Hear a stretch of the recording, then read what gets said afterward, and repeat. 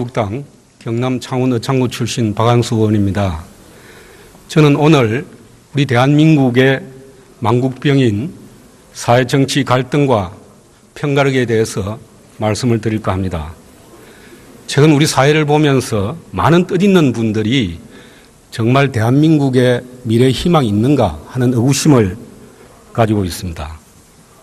정치 지도자들이 막말로 철천지 원수처럼 죽기 살기식으로 싸우고 사회 갈등을 치유해야 할 정치가 오히려 사회를 온통 싸움판으로 만들어가고 있기 때문입니다. 어느 사회든지 갈등이 없을 수는 없습니다. 그러나 우리처럼 국민은 안중에도 없고 전 현직 대통령을 비롯해서 여야 정치 지도자들이 편을 갈라서 골목 싸움하듯이 원수처럼 싸우는 나라, 이 세상에 저는 없다고 생각합니다. 총리께 묻겠습니다.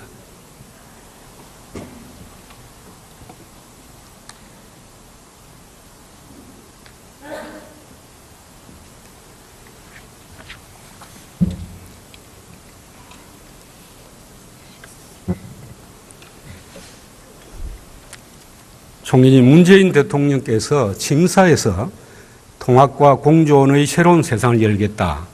그리고 야당은 국정 운영의 동반자고 대화를 정례화하고 수시로 만나겠다. 이렇게 말씀하셨습니다. 네.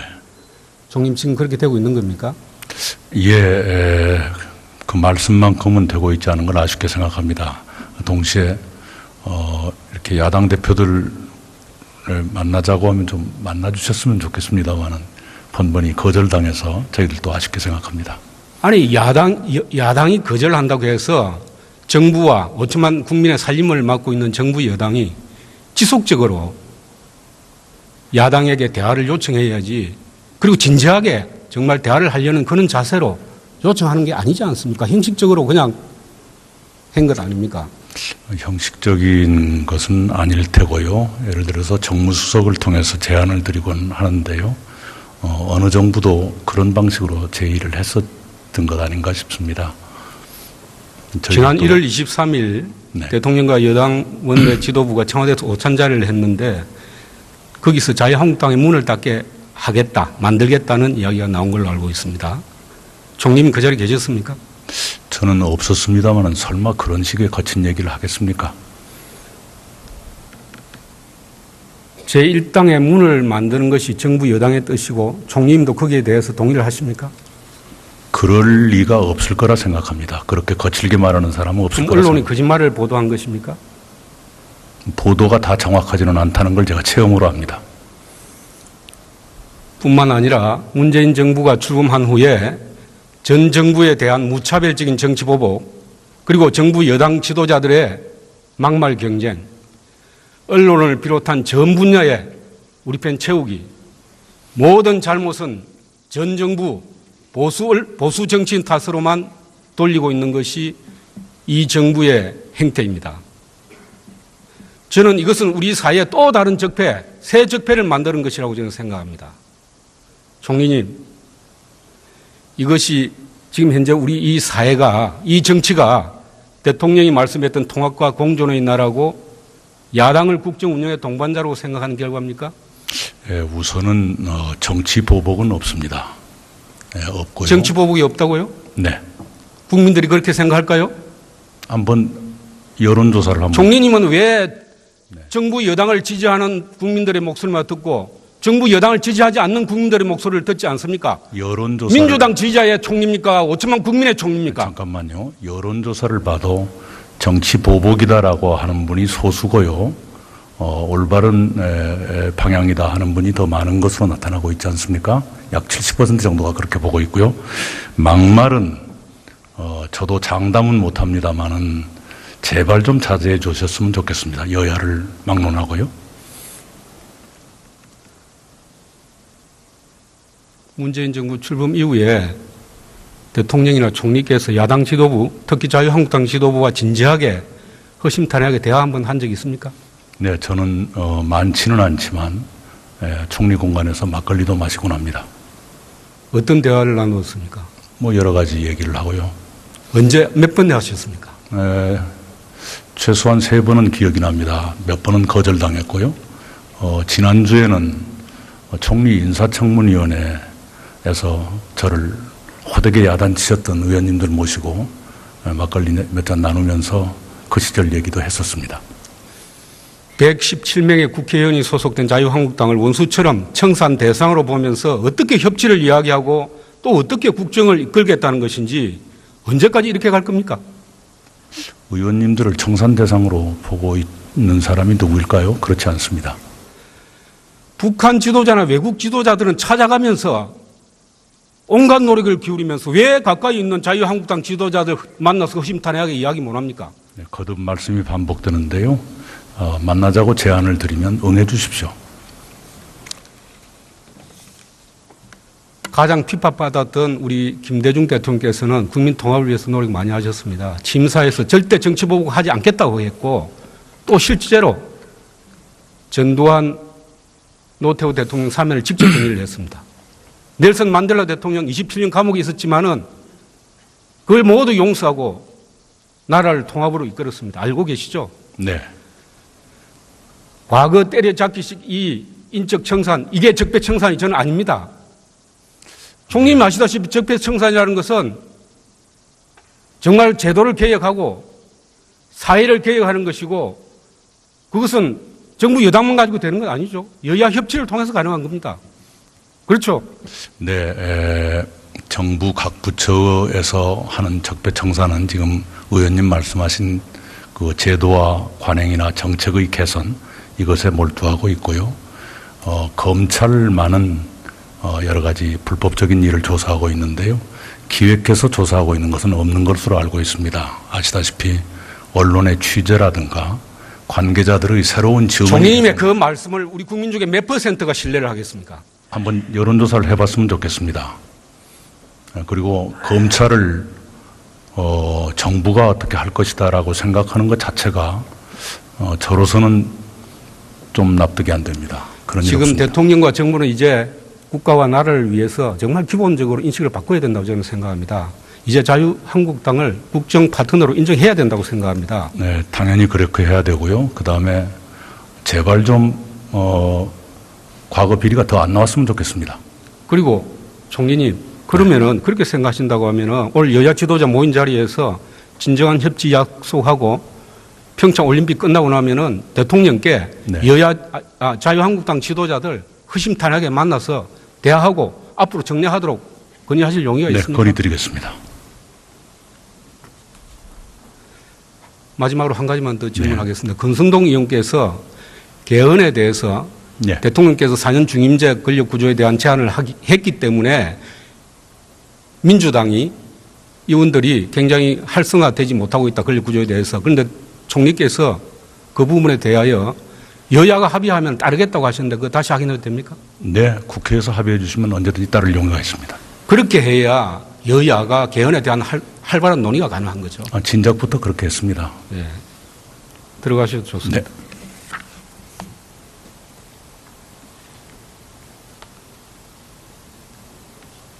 고용노동부 장관님 나오십시오.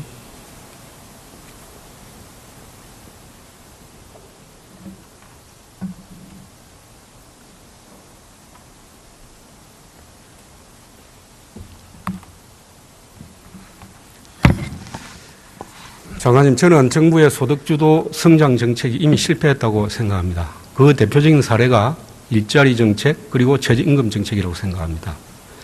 일자리를 국정 최대 과제로 내세우고 출발한 정부의 지난해 일자리 성적은 역대 최악입니다. 알고 계시죠?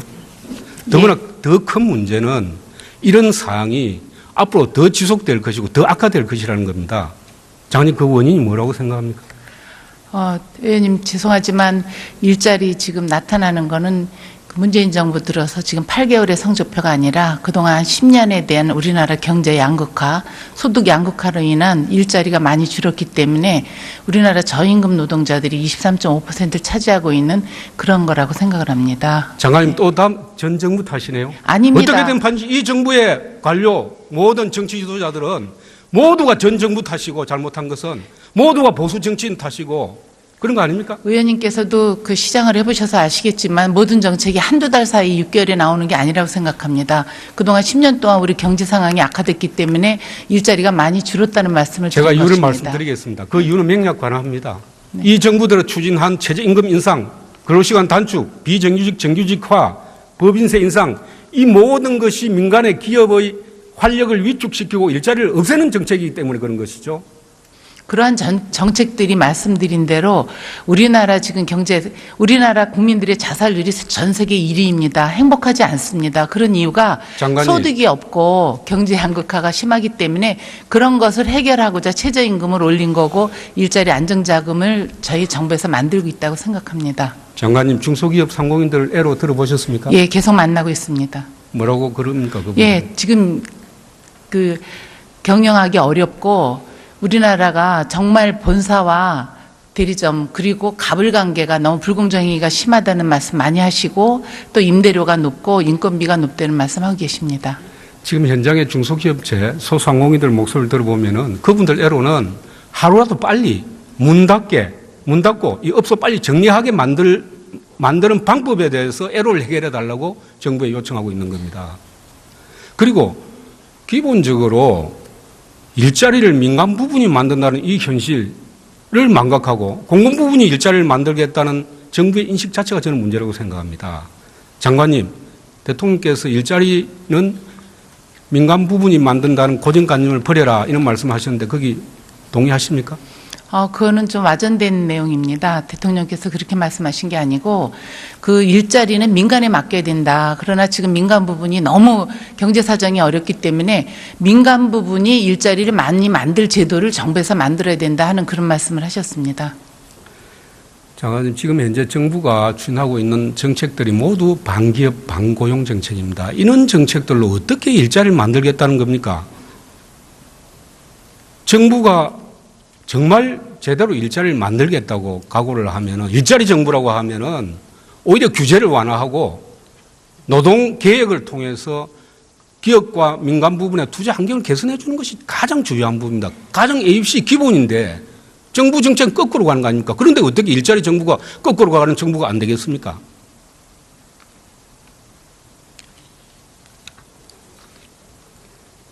제가 지금 답변 드릴까요? 예, 혼자 말씀하시죠. 지금 의원님께서 말씀하신 대로 일자리 정책 굉장히 어려운 문제입니다. 그동안 우리나라 그 일자리 정책 그동안 대기업 중심으로 우리 나라가 그렇게 해왔기 때문에 지금 이거를 바꾸기 하루아침에 되지 않는 거 정부도 잘 알고 있습니다. 그리고 최저임금 부분인데요. 지금 우리 대한민국의 모든 상공업 현장, 농업, 서비스 기관까지 현장에 모두 최저임금 대란이 일어나고 있습니다. 뭐 장관님 알고 계시겠습니다만은 이런 최저임금 문제가 지금 기업인뿐만 아니라 상공인, 심지어 농업인, 요양기관까지도 서비스 기관까지도 모든 경제 주체들의 경영 의지를 모두 꺾어놓고 있습니다. 그런데 일자리가 생기지겠습니까? 그리고 정부가 내놓은 지원 대책이라고 하는 일자리 안정자금 무용지물입니다. 그 원인을 장관님 알고 계십니까? 저는 그 의원님 말씀하시는 거에 좀 생각이 좀 다르다고 생각합니다. 말씀하십시오. 예, 앞서 제가 말씀드린 대로 지금 우리나라의 저임금 근로자가 23.5%라면 아니, 임금 그걸 노동자가 말씀드린 게 아니고. 잠깐만 말씀드리겠습니다. 4명 중에 1명이 저임금 노동자입니다. 그대로 놔둬서 대한민국이 행복하지 않고 임금 왜곡이 될수록 우리 대한민국이 경제가 지금 내수가 전혀 살아나질 않고 있습니다. 그러기 위해서 그 23.5% 4명 중에 1명의 저임금 노동자들에 대한 최저임금을 올린 거고 이게 한시적으로 일자리 안정자금을 줘서 그들로 하여금 소비정책을 쓰게 하고 내수를 살리게 하고 그러게 이제 경제가 나아질 거라 이렇게 생각을 하고 있는 장관님 말씀하신 게 것입니다. 소득주도 성장 네, 정책 소득주도 논자들의 성장 이야기인데 그게 실패했다는 거고 그게 안 먹혀 들어간다는 거예요. 예, 의원님 지금 저희가 일자리 안정자금 지급한 지 일주일 정도도 아직 안 됐습니다. 지난 1월에 우리가 일자리 안정자금 지급하지 않은 이유는 알고 계시겠지만 작년 12월에 급여를 지급했기 때문에 그렇고 금년에 1월 급여를 실시한 지금 5일 만에 지금 10%가 넘게 신청을 했습니다. 그 장관님 생각에는 일자리 안정자금 3조 원 다 소진되겠습니까? 그거는 이제 우리가 한 5, 6개월 지나봐야 알겠고요. 저희가 최선을 정부가 다하고 있습니다. 아니 장관님 목소리 현장 목소리 들었다고 하면서 그렇게 이해를 못 현장 하시니까 만- 왜 안 되냐 하면은 지금 소상공인들 4대 보험 안 들려고 합니다. 중소기업들 190만 원 임금 맞추기 어렵습니다. 안타갑니다 이거. 그런데 장관들 총동원해가지고 이 일자리 안정자금 세일자로 다닌다고 이거 나가겠습니까? 저희 현장에 나가면 4대 예. 보험에 대한 부담을 갖고 있는 건 사실입니다. 그래서 정부가 새로 가입하는 사업장에는 90%까지 지원하는 내용을 그 사업주들께 설명을 하면 많이 가입을 하고 계십니다. 그럼 장관님 마지막으로 여쭤보겠습니다. 지금 그 단일 최저임금 제도, 지역별 직종별 차별화하는 문제라든지 최저임금 산입 범위 조정해야 된다는 현장의 목소리 알고 계시죠? 예, 들었습니다. 여기에 대해서 앞으로 정부에서 지금 어떻게 최저임금 대처하실지. 심의위원회에서 그 문제를 포함해서 지금 논의를 하고 있습니다. 거기서 노사공이 합의를 해서 넘어오면 정부에서 그 안을 적극적으로 검토하도록 하겠습니다. 저는 생각할 때 이제 기본적으로 일자리 정책도 그렇고 최저임금 정책에 대해서 정부가 기본적으로 전환해야 된다 생각합니다. 이대로 계속 진행된다고 하면은 대한민국 산업 전반, 이 제조뿐만 아니라 상공업 그리고 심지어 서비스업, 농업까지도 최저임금을 올리더라도 단계별을 올려야 되고 최저임금 올리는 것만 가지고 안 되고 기업의 투자 환경을 개선하는 정책을 같이 병행해 줘야 일자리가 생길 거 아닙니까? 예, 의원님 말씀에 동의하고요. 예. 2007년도에는 일자리 안정자금에 대한 최저임금이 지금보다 더 높고 정부가 지원하지 않았어도 한 6개월 정도 되니까 시장에서 안정을 했듯이 정부가 최선의 노력을 다하겠습니다. 그래서 장관님께서 최저임금 진행에 대해서 현장의 목소리를 정확하게 들어보시고 대안을 정부 정책으로 만들어 주시기 바랍니다. 예, 그렇게 하도록 하겠습니다. 예, 수고하셨습니다.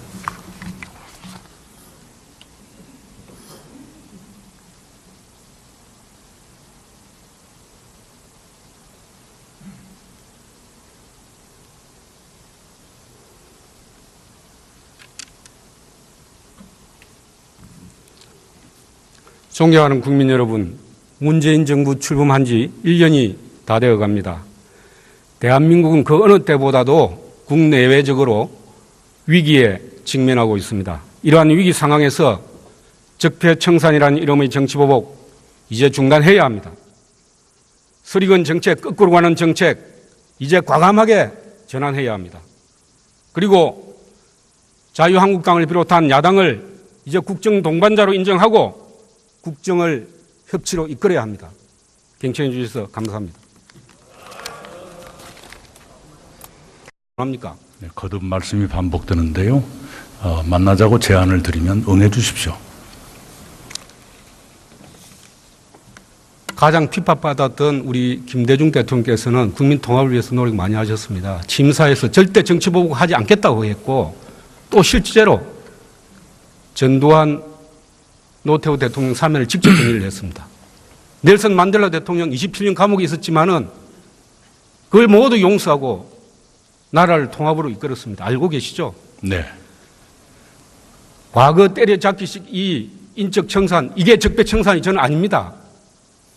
총리님 아시다시피 적폐 청산이라는 것은 정말 제도를 개혁하고 사회를 개혁하는 것이고 그것은 정부 여당만 가지고 되는 건 아니죠. 여야 협치를 통해서 가능한 겁니다.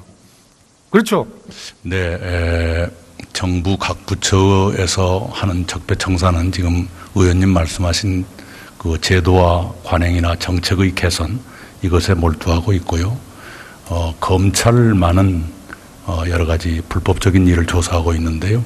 기획해서 조사하고 있는 것은 없는 것으로 알고 있습니다. 아시다시피 언론의 취재라든가 관계자들의 새로운 증언이 총리님의 그 말씀을 우리 국민 중에 몇 %가 신뢰를 하겠습니까? 한번 여론조사를 해봤으면 좋겠습니다.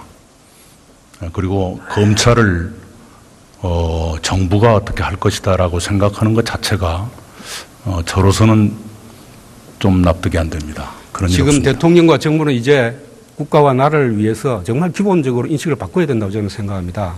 이제 자유한국당을 국정 파트너로 인정해야 된다고 생각합니다. 네, 당연히 그렇게 해야 되고요. 그 다음에 제발 좀 과거 비리가 더 안 나왔으면 좋겠습니다. 한다고 해서 정부와 5천만 국민의 살림을 맡고 있는 정부 여당이 지속적으로 야당에게 대화를 요청해야지 그리고 진지하게 정말 대화를 하려는 그런 자세로 요청하는 게 아니지 않습니까? 형식적으로 그냥 한 것 아닙니까? 형식적인 것은 아닐 테고요. 예를 들어서 정무수석을 통해서 제안을 드리곤 하는데요. 어느 정부도 그런 방식으로 제의를 했었던 것 아닌가 싶습니다. 지난 1월 23일 네. 대통령과 여당 원내 지도부가 청와대에서 오찬자리를 했는데 거기서 자유한국당의 문을 닫게 하겠다, 만들겠다는 이야기가 나온 걸로 알고 있습니다. 총리님 그 자리에 계셨습니까? 저는 없었습니다만 설마 그런 식의 거친 얘기를 하겠습니까? 제1당의 문을 만드는 것이 정부 여당의 뜻이고 총리님도 거기에 대해서 동의를 하십니까? 그럴 리가 없을 거라 생각합니다. 그렇게 거칠게 말하는 사람은 없을 그럼 거라 언론이 생각합니다. 거짓말을 보도한 것입니까? 보도가 다 정확하지는 않다는 걸 제가 체험으로 압니다. 뿐만 아니라 문재인 정부가 출범한 후에 전 정부에 대한 무차별적인 정치 보복, 그리고 정부 여당 지도자들의 막말 경쟁, 언론을 비롯한 전 분야에 우리 편 채우기, 모든 잘못은 전 정부 보수 정치인 탓으로만 돌리고 있는 것이 이 정부의 행태입니다. 저는 이것은 우리 사회에 또 다른 적폐, 새 적폐를 만드는 것이라고 저는 생각합니다. 총리님, 이것이 지금 현재 우리 이 사회가, 이 정치가 대통령이 말씀했던 통합과 공존의 나라고 야당을 국정 운영의 동반자로 생각하는 결과입니까? 한국당 경남 창원 의창구 출신 박항수 의원입니다. 저는 오늘 우리 대한민국의 망국병인 사회정치 갈등과 편가르기에 대해서 말씀을 드릴까 합니다. 최근 우리 사회를 보면서 많은 뜻있는 분들이 정말 대한민국의 미래 희망이 있는가 하는 의구심을 가지고 있습니다. 정치 지도자들이 막말로 철천지 원수처럼 죽기 살기식으로 싸우고 사회 갈등을 치유해야 할 정치가 오히려 사회를 온통 싸움판으로 만들어가고 있기 때문입니다. 어느 사회든지 갈등이 없을 수는 없습니다. 그러나 우리처럼 국민은 안중에도 없고 전 현직 대통령을 비롯해서 여야 정치 지도자들이 편을 갈라서 골목 싸움 하듯이 원수처럼 싸우는 나라, 이 세상에 저는 없다고 생각합니다. 총리께 묻겠습니다.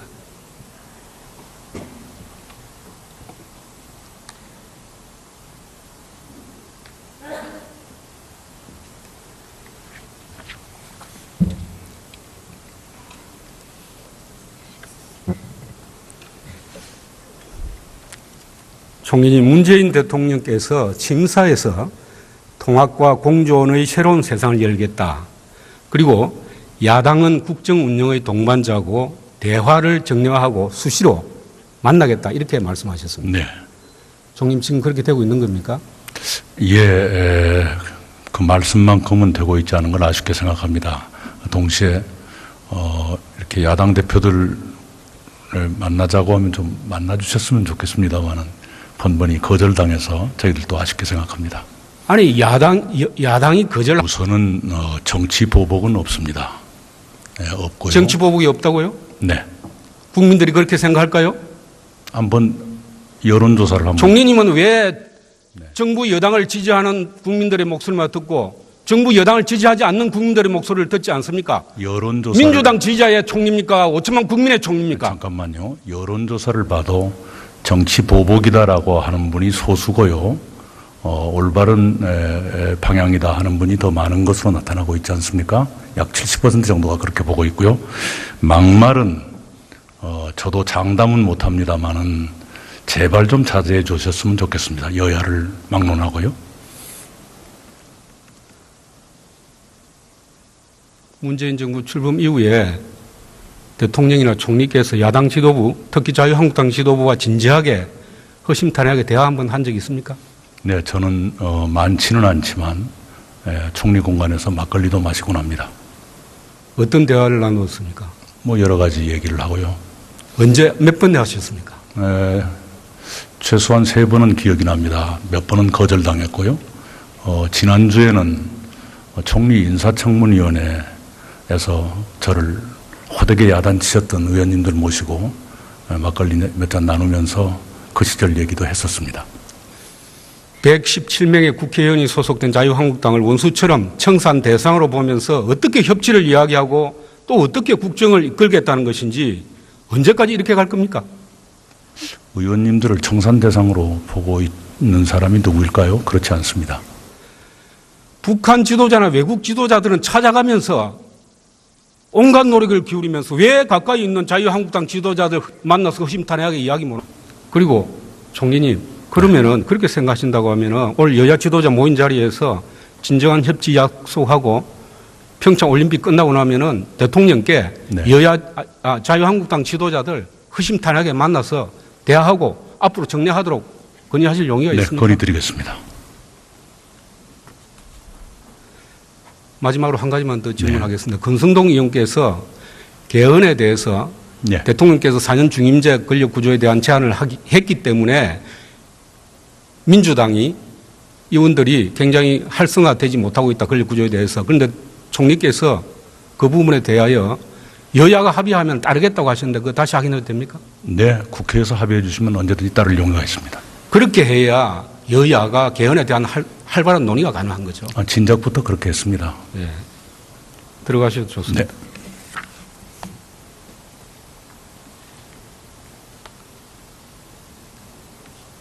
고용노동부 장관님 나오십시오.